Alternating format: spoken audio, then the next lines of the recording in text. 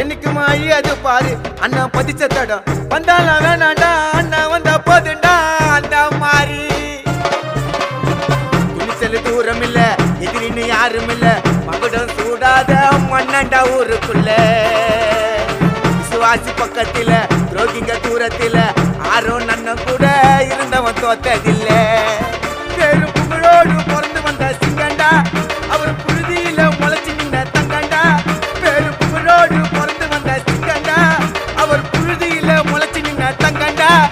அந்த வாழேண்டும் பரம்பரை வாழணும் போல தலைமுறை அவர் இருக்கிறாரு தம்பிகளோட ஆட்டில அண்ணன் உருவாக்கின அந்த கட்டலா கோட்டில அண்ணன் ஆர்குமெண்ட்ல சதுரிடா எல்லாரும் மாதன குப்பத்தில